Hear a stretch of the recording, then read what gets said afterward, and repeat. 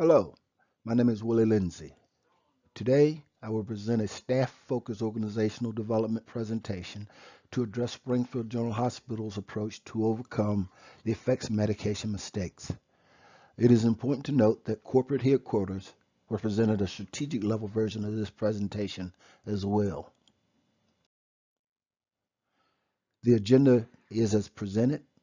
We'll discuss the patient care concerns, the CPOE as a tool, the proposed business process change, who is affected, and then take some questions.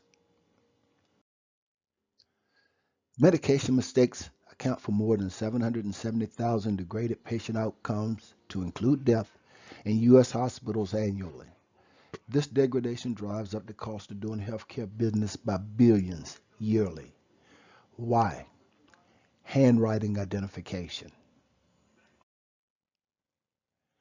The proposed solution to overcoming handwriting identification is computerized physician order entry, or CPOE. There's industry evidence that this software is successful in reducing medication mistakes. It can be made available to all staff and is safe and accurate. It is designed to capture prescription errors, incorrect dosages, duplicate prescriptions, and treatment and allergy information. In addition, it will provide a complete medical history and offer clinical guidelines. With regard to business process change, as the CPOE is implemented in Springfield, there are several points to be discussed. Business process change cannot occur without your appreciation and motivation for success. You all will have ample opportunity to drive methodology by which we undergo the change. So in the next 3 slides, we'll outline a 3-step process with sequencing considerations. It's a very simple but highly practical approach developed by noted psychologist Kurt Lewin circa 1946-1947.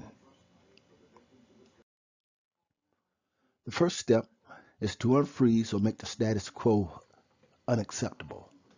However, there's a natural tendency to resist change. It's important to understand that the change from the current state to CPOE will not replace staff, but only enhance patient outcomes. In turn, you and other stakeholders will be more committed and engaged in the change to CPOE. Also, during this unfreezing stage, communication is vital. We want you to become informed about the change and the logic behind the change. Ultimately,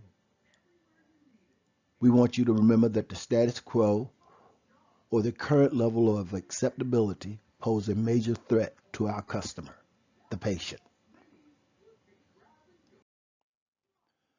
The next step will be to move from the current processing tools to the new CPOE. The move will have to be a dynamic, non-prescriptive move to allow for in-place or situational changes. This is where we'll experience periods of uncertainty and we expect struggles. This will be the difficult period, so we're going to exercise a stair-step rollout. The recommendation is to start the move in the smaller sections of the hospital, a trial and error or wave approach that will lead up to a wholesale implementation. This approach will also aid in a lessons learned feedback, as well as gain partisan support along the way. And the final step will be to refreeze. Here, new norms and behaviors will be stabilized with the use of the CPOE software. The process also reinforces group commitment, and we will use formal job aids to define and measure success. In addition, we'll seek to incorporate merit system procedures to show public positivity and acknowledgement.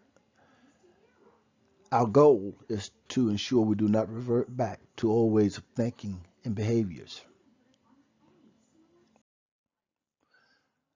So we think CPOE software as a tool is very important. However, it is only the tool.